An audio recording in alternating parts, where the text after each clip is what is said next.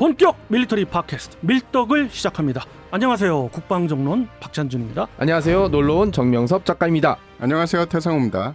자, 이렇게 밀떡이 시작됐습니다. 여러분 최근 동영상을 보셨는지 모르겠어요. 바로 미국 스타트업 업체죠.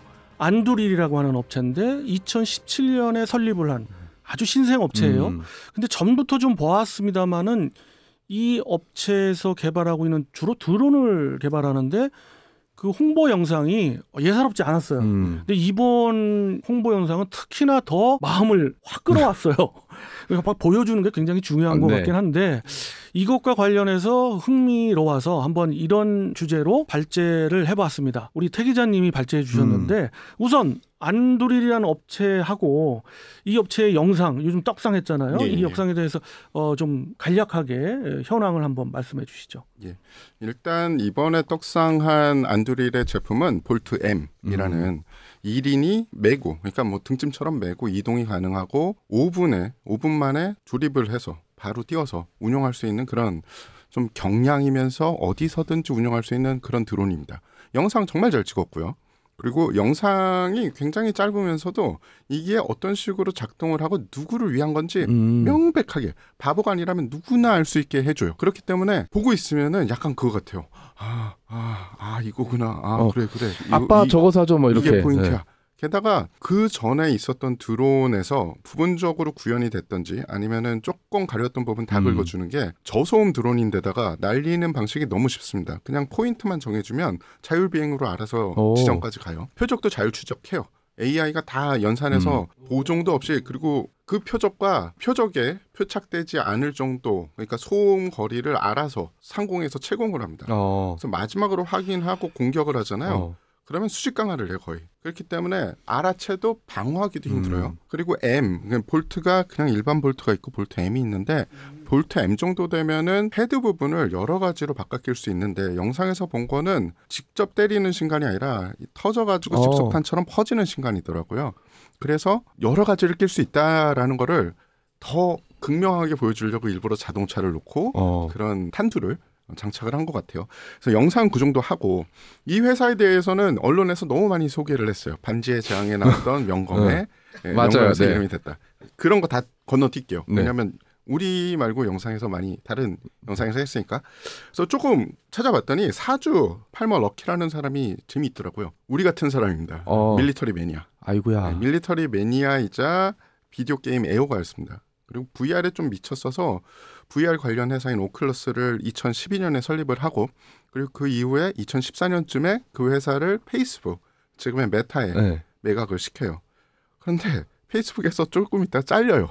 왜 잘리는 줄 아세요? 컴비에다가 장난감 비비탄 기관총 있죠. 그걸 장착하고 페이스북 사내를 질주하고 다니다가 경찰에 잡혔습니다. 한장하겠다 진짜. 자, 하여튼 그게 한 건이 아니라 여러 건 밀리터리 매니아, 그러니까 진성 밀리터리 매니아 행동을 하시다가 잘렸어요.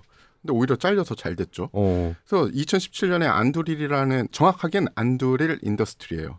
어디서 많이 들어본 것 같죠. 스타크 인더스트리를 꿈꾼 실리콘밸리의 괴짜 밀리터리 매니아가 일을 쳤다라고 표현을 해요. 자, 그러면 이게 지금 회사가 어디 있느냐도 중요합니다. 중간계에 있는 거 아니에요? 아니요. 회사 무슨 캘리포니아 아니에요? 캘리포니아 맞죠? 그래서 본사가 있고 공장이 좀 여러 군데 있는데, 본사가 미국 캘리포니아 남부 코스타메사라는 좀 좋은 동네에 있어요. 해변가 쪽에. 코스타메사도 여러 급이 있지만 한인들이 많이 거주하는 어바인하고 지근거리에 있는데, 주변에 스페이스X 등의 정밀 부품을 제조하는 기술력 있는 작은 회사들이 많아요. 그래서 이 안두릴에서 최근에 만든 로드러너라는 드론이 있는데요. 그 드론을 보면은 카본으로 만들어져 있거든요. 가볍게. 그러니까 스페이스X에 들어가는 그 카본 그 재질. 그리고 왜 이 코스타메사에서 했나? 그 남부 캘리포니아 쪽에 그 카본을 잘 만드는 회사들이 많아요. 그래서 아마도 그런 것도 있지 않을까. 라는 생각을 합니다. 뭐 굉장히 특이하게 저도 보고 있습니다만은, 일단 요번에 나온 그 볼트 M, 볼트 시리즈 전부 다 그렇지만은 쿼드콥터형이잖아요. 네. 근데 이제 꼭 쿼드콥터형이 아니더라도 이러한 유의 드론은 사실은 많이 있었잖아요. 그렇죠.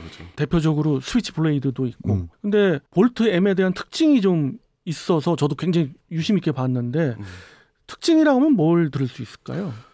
일단은 안두릴사에서 만드는 드론의 모든 특징은 제일 큰 게 소프트 제어 중심적이라는 거고 AI 기반이고 그리고 군집 운영이 가능해요. 한 명의 운영자가 여러 대를 다 운영이 가능하고요. 심지어 각 기체한테 역할을 줘서 만약에 그 기체가 역할을 못하잖아요. 어떤 이유에서든지 그러면 다른 기체가 그 역할을 알아서 인계받을 수도 있습니다. 또 하나의 특징은 이거는 뭐 확실하진 않지만 안두릴이 다른 건 많이 보여주고 많이 선전을 하는데 컨트롤러를 잘 안 보여줘요. 근데 살짝은 보여주더라고. 그렇죠, 그렇죠. 근데 사실은 요새 제일 중요한 것 중에 하나가 컨트롤러입니다. 왜냐하면 저희가 드론이 8가지가 있다라고 생각하면 8가지마다 컨트롤러가 다 달라. 그럼 통합하기가 힘들어요. 그래서 최근에는 하나의 컨트롤러로 다수의 드론을 운영할 수 있어야 여러 되거든요. 종류의. 네. 근데 안두릴 같은 경우에는 분명히 그게 어느 정도 이루어졌다. 최소한 급수가 비슷한 거는 하나의 컨트롤러로 운영을 한다라고 할 수 있고 그게 굉장히 직관적이다. 물론 살짝씩 보여줬잖아요. 그런 이점도 있고요. 그리고 자체적으로 대부분 제작을 합니다. 고체 연료를 만드는 회사 샀죠. 모토 회사 샀죠. 그리고 카본 만드는 회사도 있고요. 그리고 자신들의 프로그램이 아예 있어요. 그렇기 때문에 모든 게 거의 회사 내에서 다 이루어진다고 보면 되고요. 그리고 볼템의 또 다른 특징 중에 하나는 부품 수가 비슷한 드론에 비해서 현저히 적어요. 근데 이거는 볼템의 특징이 아니라 그냥 안두릴 드론의 모든 특징이라서 그렇죠. 안두릴사에서는 자신 있게 얘기하는 게 경쟁사의 어떤 제품보다 자신들의 가격이 적어도 30% 쌀 거고 그리고 공정은 50% 낮을 거다. 그러니까 다른 데서 하나 만들 때 우린 적어도 2대 만들 수 있다라고 이야기를 합니다. 그게 소프트웨어도 훨씬 뛰어나고. 네. 소형 드론에 보면 가장 큰 장점 중에 하나인데 그 부분을 하면서 동시에 정말로 특징적인 AI를 접목했다는 거고 이것은 많은 다른 경쟁업체가 따라가려고 하지만 아직까지는 최상으로 앞서가는 것 같고요. 맞습니다. 제가 이 영상을 보면서 개인적으로는 굉장히 무서웠던 것 중에 하나는 야 이게 이 정도까지 가는데 AI는 계속 발전되고 심지어 지금 유인 조종사와 무인 전투기 간의 대결에서 미국이 그 결과를 알려주진 않지만 야 이 정도로 지금 대결까지 하고 있는 상황인데 만약에 중형급의 드론이랄지 아니면 대형 무인기도 이런 AI가 접목된다면 무시무시하지 않을까 그렇죠. 싶어진다라는 거예요. 아예 지정을 하니까 지정한 그 타겟으로 지가 조정을 해서 가서 그냥 적절한 자기가 판단해서 가장 적절한 각도로 해가지고 바로 공격한단 말이에요. 제가 영상을 본 게 있는데 우크라이나와 러시아 전쟁에서 참호에 이렇게 숨어 있는데 위에 드론의 모터 소리 있잖아요.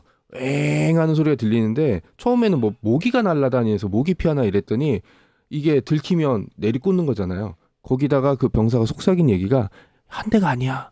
그러니까 예전에는 조종할 때 조종사가 한 대만 조종할 수 있으니까 딱 해서 빗나가면 다음 게 날라올 때까지 뭐 숨거나 도망가거나 아니면 안전한 위치로 갈 수 있다면 지금은 여러 대가 뛰어서 이게 헌터킬러 기능이잖아요. 하나는 지켜보고 하나는 꽂고. 근데 하나가 비리비리해. 그러면 제3의 기체가 와서 해주고 또 인간으로서 벌일 수 있는 실수도 없어요. 헐리우드 영화 보면 무인기 조종사가 야 죽여야 말아 막 이런 게 있는데 AI는 그따위 게 없어요. 그냥 야 죽여. 그러면 가서 죽이는 거고 군집 드론이 예를 들어 특징 전장에 딱 떴다. 막 하늘에서 막 떠 있으면 이거를 공군이나 헬기가 잡을 수도 없고 대공포로 잡을 수도 없고 이 전장의 병사들 보고 진격해. 이러면 누가 거길 들어가겠어요. 얘기하시면서 저도 생각이 났는데 더 무서워집니다. 뭐냐면 원래 드론을 조종하는 사람들이 가장 큰 정신적인 피해를 입고 있는 것 중에 하나가 참혹함을 끝까지 봐야 되잖아요. 그렇죠. 또 정찰하는 드론도 있으니까 다 봐야 되잖아요. 그래서 정신적인 피해를 엄청 입고 있는데 이제 그런 거 필요 없어요. 그냥 와 맞습니다. 이거 그리고 안두릴의 가장 큰 장점 중에 하나가 뭐냐 하면요. 우리가 알고 있던 기존의 군납 시스템을 완전히 바꿨다. 그 패러다임 자체를 바꿨어요. 왜냐하면 안두릴사는 누구한테 이 체제 개발비를 받지 않습니다. 자신들이 개발을 먼저 해놔요. 그러니까 기성품을 사가라 이겁니다. 네. 우리가 이런 좋은 제품이 있으니까 사가. 그러니까 군 입장에서도 사실 어떤 체계를 전력하는데 비용이 계속 올라가는 이유 중에 하나는 어떤 거를 원해 그러면서 막 이야기가 되면서 여기다 이 기능 저 기능을 붙이면서 비용과 인건비가 들어가면서 계속 비용이 올라가는 거잖아요. 안두릴은 이런 물건 어때요라고 이미 다 생산돼 있는 그러니까 이거 자체를 파는 거예요. 그럼 군에서 보고 괜찮네 그럼 사가면 됩니다.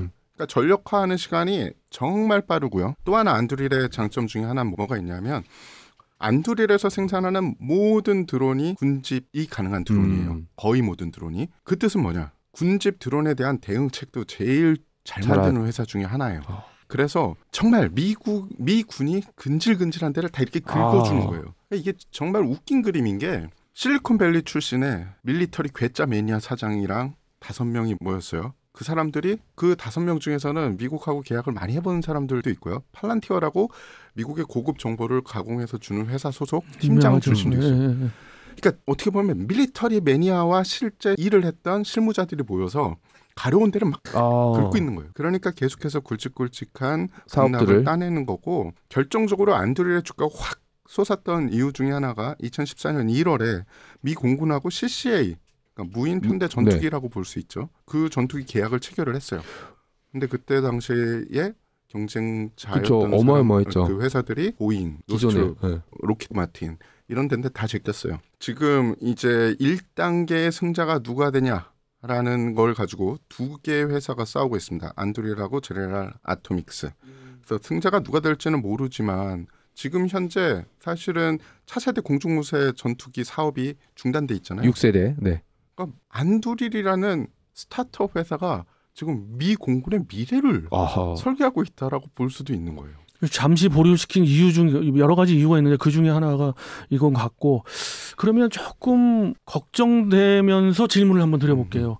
대한민국을 생각 안 할 수가 없는데 그렇죠. 우리가 굉장히 그게 중요한데 우리의 아킬레스 건이랄까 우리의 약점이 고스란히 안두릴의 장점이 지금 되고 있어서 정말 약간 우려 섞인 차원에서 말씀을 드리는데 우리의 대한민국 이러한 류의 소형 자폭 드론 미래를 어떻게 보시면서 과연 우리는 어떤 방향으로 나아가야 될지 좀 말씀해 주세요. 그 관련해서 질문 사항이 있길래 또 관계자한테 여쭤봤습니다. 그랬더니 하는 이야기가 정말 안타까운 말씀인데 공세 시점을 놓쳤다. 우리는. 그러니까 초반에 저도 몰랐는데 대한민국이 드론을 무기화하는 그런 아이디어에선 굉장히 앞섰대요. 그래서 이게 시대가 올 거야라고 했는데 어떤 타이밍에 살짝 공격 지속성을 놓쳤다는 거예요. 그러면서 모든 게 중국 쪽으로 다 넘어가서 중국에서 다 했고 그래서 대한민국은 지금 뒤늦게 어쩔 수 없이 따라가고 있다라고 이야기를 하더라고요. 근데 다행인 거는 관련해서 원천 기술적인 요소는 다 있대요.